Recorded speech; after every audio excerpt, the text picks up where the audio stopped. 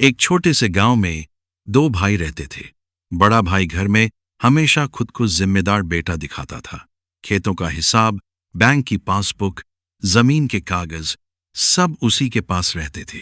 छोटा भाई चुपचाप खेतों में मेहनत करता था, लेकिन घर और गांव में उसकी कोई कीमत नहीं थी। बड़ा भाई उसे हमेशा निकम्मा और सीधा समझकर दबाता रहता था। उनकी सबसे कीमती जमीन सड़क के किनारे थी। पिता ने हमेशा कहा था कि वो जमीन दोनों बेटों के काम आएगी, लेकिन बीमारी के बाद बड़े भाई ने चुपके से उसी जमीन का सौदा कर दिया। छोटे भाई को बाजार में पता चला कि अगले हफ्ते रजिस्ट्री होने वाली है।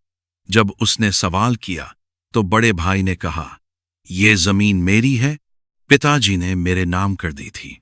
छोटे भाई को शक हुआ।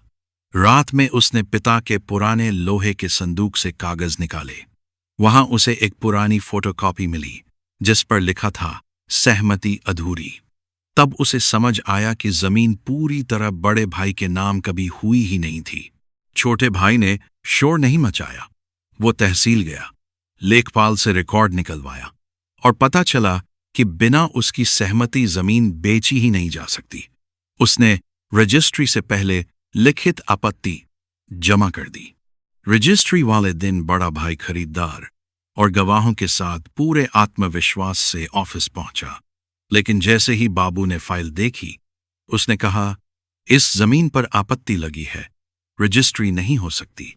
खरीदार गुस्से से भड़क गया, क्योंकि बड़े भाई ने उससे 8 लाख एडवांस ले लिए थे।